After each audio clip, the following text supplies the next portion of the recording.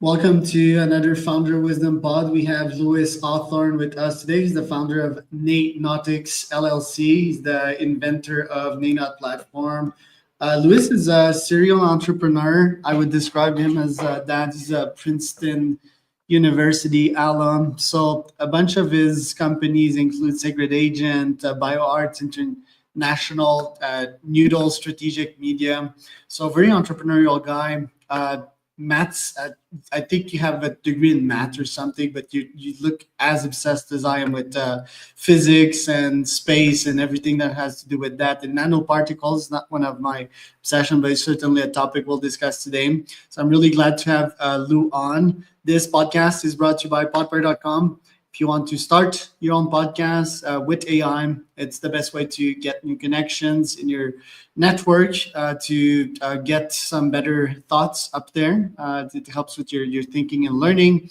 And of course, your authority. So better close rate. And of course, you generate a bunch of leads. So podpire.com. If you want to start a podcast, I have a free ebook and a masterclass for you. Lou, welcome to the pod. Tell me a bit more about yourself and what you're up to nowadays. Well, thanks for having me. It's a very interesting show you have. First of all, I want to just clear up that I did not major in math in college. I actually majored in creative writing, mostly because I couldn't really figure out what else I wanted to do at the time. But I am a very mathy guy, love math, love physics, science. It took me a while to figure out kind of what I wanted to focus on. The idea of being a serial entrepreneur is not something I set out to do, and nor do I think of myself as a serial entrepreneur. It's just that I did a bunch of things before I landed where I am. And where I am is really where I always wanted to be and feel like I was meant to be. So I've always had a kind of an affinity and attraction to deep science, like what's really going on under the surface of reality. And that obsession funneled down into biology in the late 90s. I actually got hired to manage a cloning project to clone a dog. And I thought that was just so fun. I did that for more than a decade. And that was kind of my grad school in biology, was running a cloning company. And then spinning off from that into diseases, it was kind of a natural progression. Um, there's a lot to summarize. Maybe you could just guide me. I don't know where to go next. Well, the first insight that I get from you is that like career counselors in high school. That I think that's such a bullshit because it's like built on the bullshit system, which is the educational system, and we'll get to that later. But you sort of use entrepreneurship to find or to get to the ideal path, which is also what I'm doing. Although I would consider myself as a founder first, right? My personality, Hmm. I always get shit started. I'm a builder too. But that Hmm. was an interesting insight listening to you. And as per the next question, I think it's pretty obvious to double click on the cloning stuff, which is fascinating. Like my wife, she lost her first dog, I think 2 to 3 years ago. And yeah, one of her gift that I would love to give her one day is a clone of that dog that she lost. Although we have five, by the way, in Mexico. Hmm. That was like science fiction in my mind until like 3 years ago when I listened to that Netflix documentary about the guy in Dubai cloning dogs. I think he got into trouble. So let's explore a bit more about that. Like cloning is fascinating. There's a lot of controversy over it. You tried to actually build a cloning business. Well, actually, I was really the pioneer of commercial cloning. So I founded the first commercial cloning companies. One of them still exists, doing horse cloning, called Viagen. That was a company I spun off of my first cloning company, which was Genetics Savings and Clone. And we put about $20 million into cloning tech. We developed the first cat cloning technology through partners at Texas A&M. I was originally hired to clone a billionaire's dog, um, and along the way, learned all the biology I needed to transition into diseases. Cloning is an interesting non-business. I can't really call it a business because it's got everything you don't want in a business. It has high cost of goods. It has very limited demand. It has a lot of controversy around the ethical side of things. It's very difficult to do it in an ethically defensible way. The high cost of goods means you have a very small margin, so you can't really make any money at it. And it's got black market competitors and conflicted IP. So it's just kind of a disaster as a business domain versus what we're doing now, where we're treating diseases, huge demand. We invented the technology that we're using. So we have all the IP. It's almost the inverse of a cloning business. But I will say there's one interesting connection between cloning animals and treating cancer, and that is around the concept of immune privilege. So immune privilege means creating a space within a hostile immunologic environment where aberrant cells can persist. To break it down a little more simply, when you transfer an embryo into a surrogate that's going to carry that embryo to term, you're putting a foreign tissue in there. It's not related to the host, right? And you have to get that host's immune system to tolerate that tissue, that embryo. And it's actually, you have the same problem in pregnancy, because a fetus is only half the mother.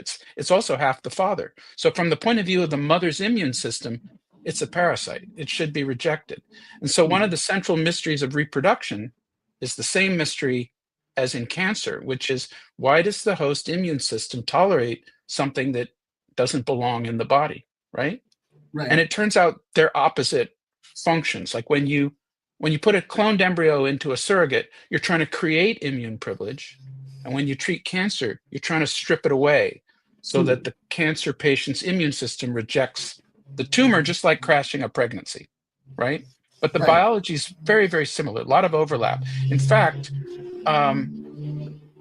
when we treat cancer now with our technology, which I'll get into, we're stripping away the molecules that cancers depend upon for immune privilege.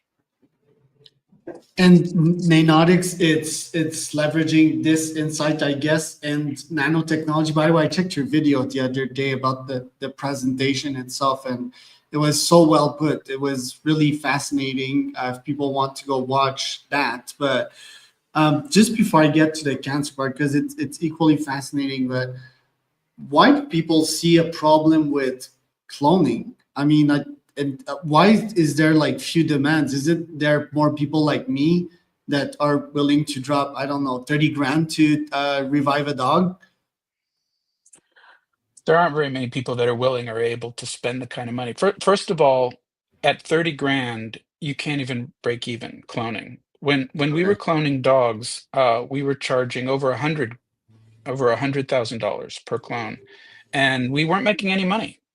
And it's just because the cost of goods is so high when you're doing it in an ethically defensible way, which we were putting a lot of money into doing that. So as far as why people are drawn to it in the first place, I think we love similarity. We love consistency.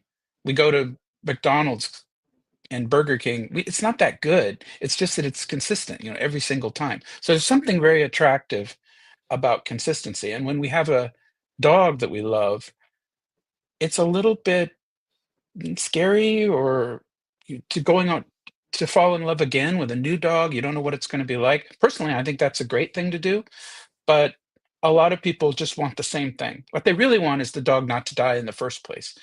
But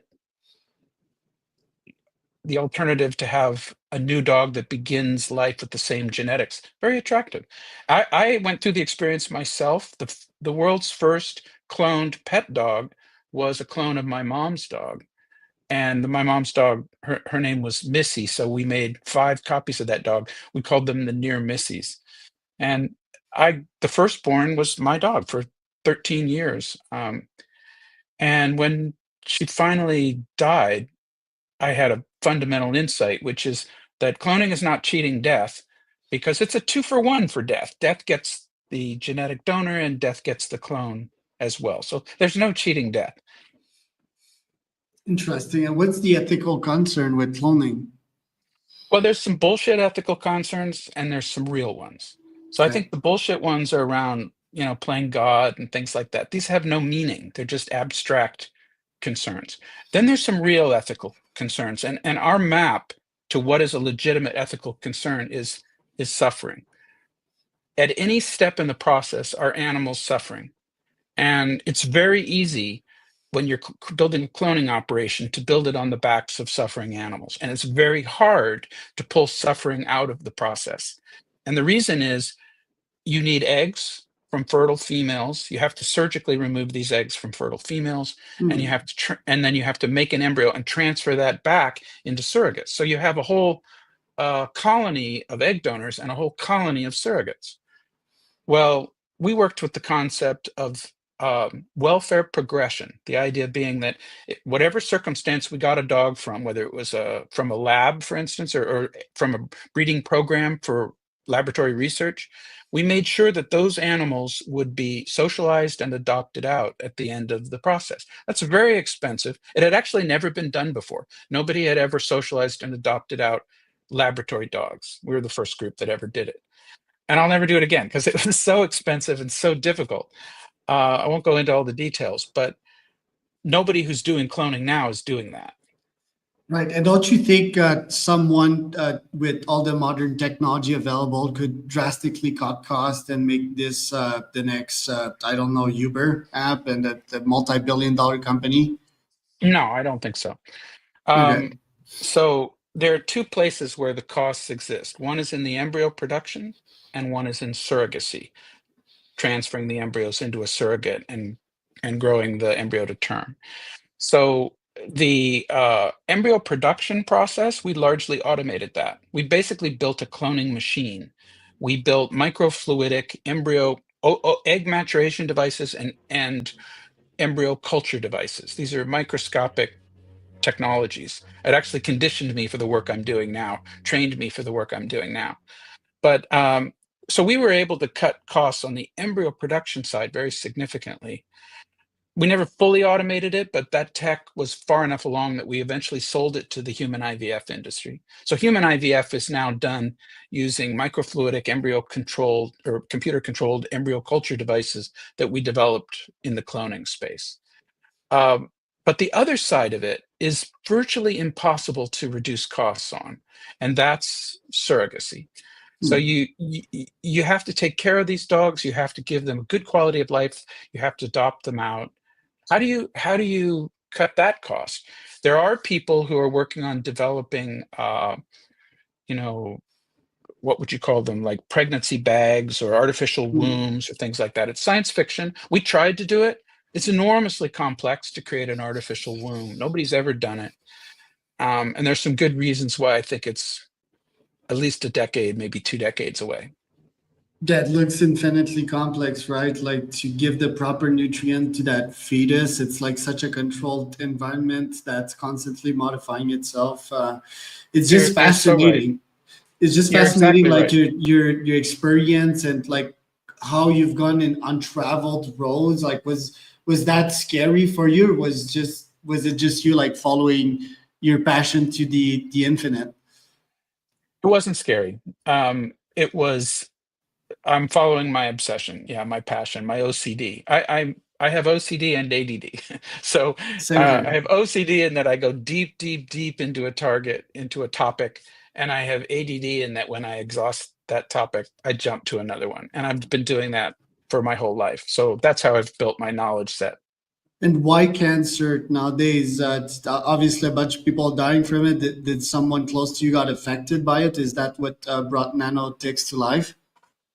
Yeah, exactly. I was coming to the end of my of my cloning phase. It had just sort of a natural life. It was wrapping up. We were realizing it wasn't a business, but I'd learned a lot of biology along the way, and a lot of immunology in particular.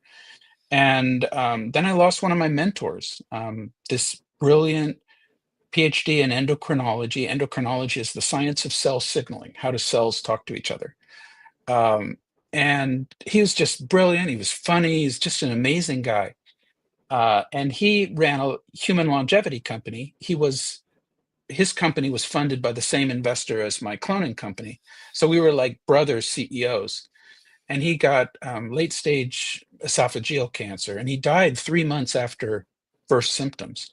And Whoa. it's just shocking. And we all loved the guy. And my investor, basically, he had about 6 different scientific companies, and he tasked the heads of all his scientific companies with, here's a blank check, go find something that can save Chris. Holy And shit. we didn't find anything fast enough, but we did find something really, really powerful, really profound. And that was the work of an American oncologist in Germany. So he had moved to Germany to explore a hypothesis. And the hypothesis was that tumors defend themselves with the same immune inhibitors that the embryo uses. Hmm. And that Fascinating. the way to treat cancer is to deplete these inhibitors. They're soluble, meaning they're dissolved in blood and the water of tissue. And that means you can filter them out of blood, and then that will induce their migration out of the tumor microenvironment, because everything in the body's fluidically connected. You take something out of blood, you'll take it out of tissue as well.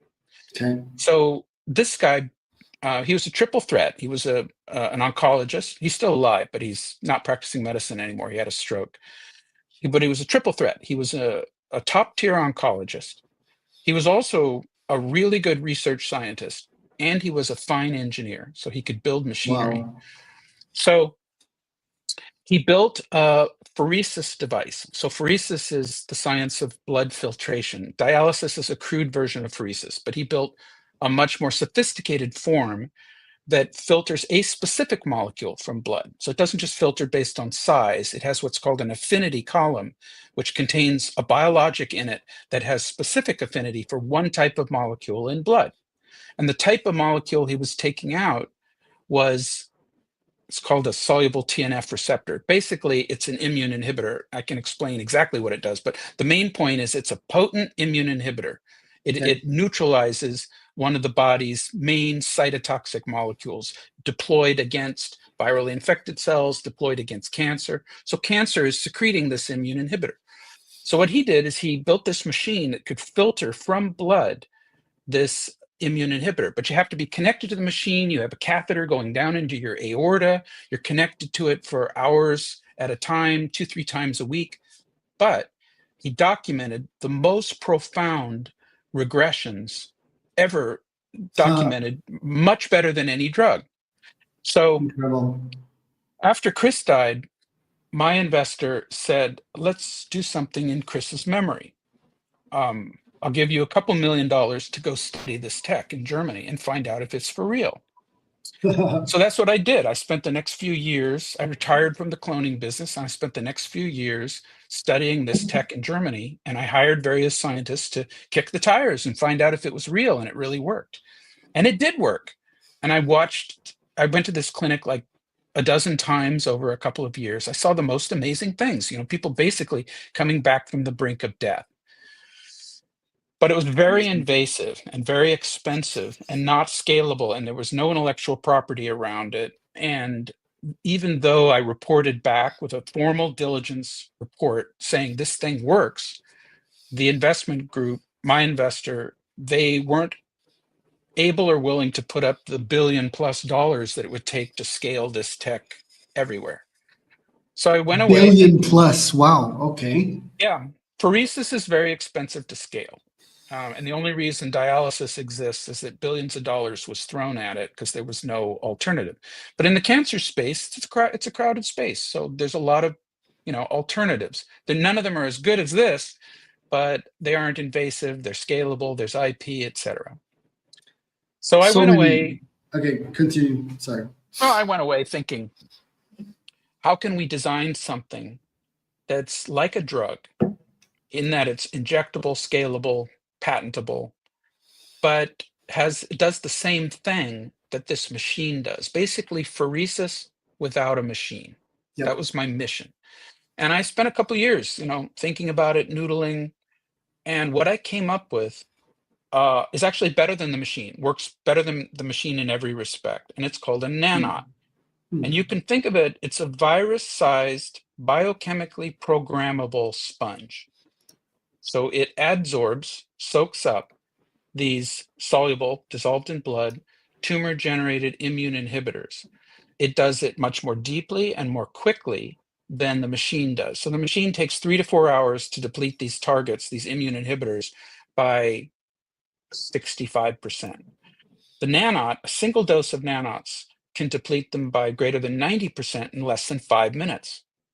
And it's Whoa. because we have access to all the blood at one time, right? You put these nanoparticles into circulation, you inject them, within a few heartbeats, they're everywhere. And the first capture of target happens in about 2 seconds. By the 5-minute time point, the target is gone from blood.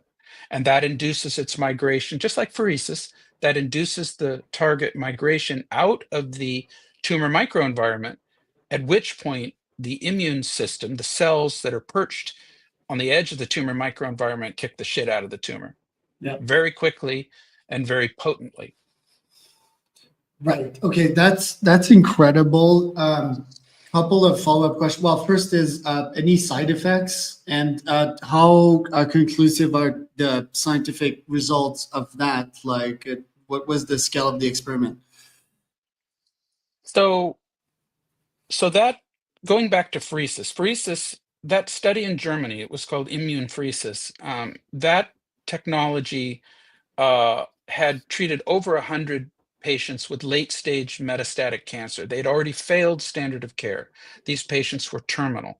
No improvement would be expected by any drug or any device. Okay. In that patient population, they saw 60% ORR. ORR means overall response rate. They either went all the way to remission, 23% went all the way to remission, or they had greater than 50% tumor reduction. That's incredible. No drug can do that.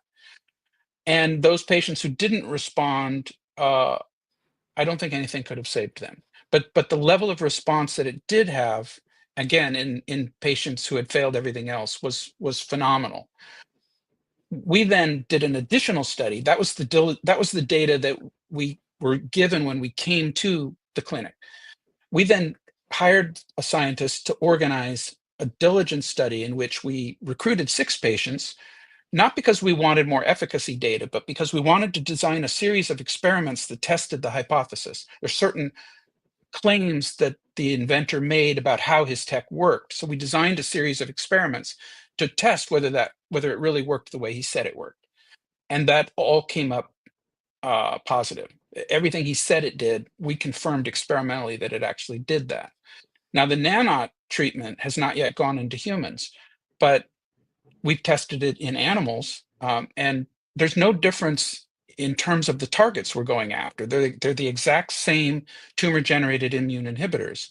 The only difference is the way that we're depleting them with a nanoparticle versus an extracorporeal machine. That has totally suppressed tumors in multiple mouse models of cancer, including 4T1, which is a model of triple negative breast cancer, which doesn't respond to anything.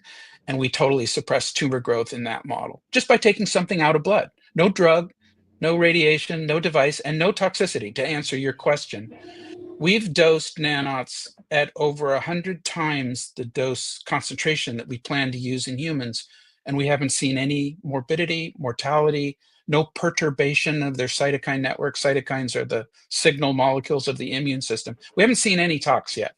Now the FDA is going to make us, test in larger animals, and there's a whole process we have to go through. But so far, it's a super promising safety profile, much better than any drug. Right. And why are you not on the front cover of Nature? What do you need to scale it to the next level, to the full market? Well, the sad truth is that it takes a lot of money to do human studies, and there's really no way around it. So to get to this point we've solved all our scientific and engineering problems. We have about 18 months of FDA specified tasks ahead of us to go into humans, but it's routine stuff. So to get to this point, we raised $17 million, and that basically is done and spent to have the level of proof we're at now. We have to raise another minimum of 40 million to go through human studies. There's no question we will do it. We're in the process of, the investor meetings and projections and all of that. It's capital constrained right now. Right. And compared with other innovations out there, is yours more promising? Well, I think so. I mean, what kind of inventor would I be if I didn't think my tech was the best on the block? That's what I believe. I truly believe that.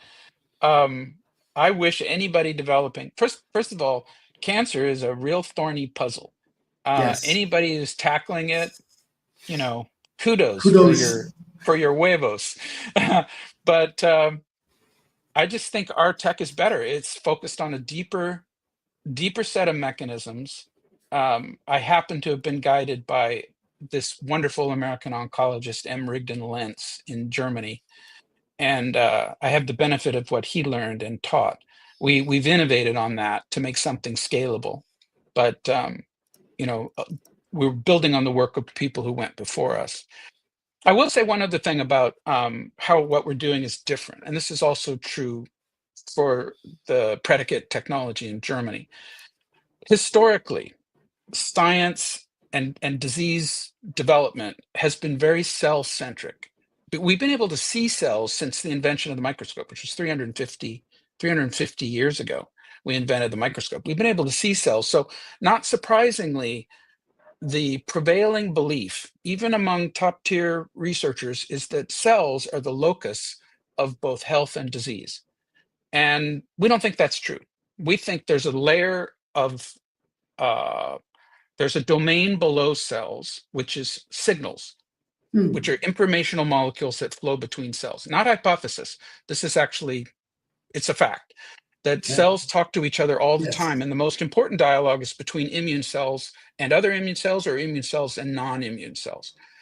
And that information can be good or it can be bad.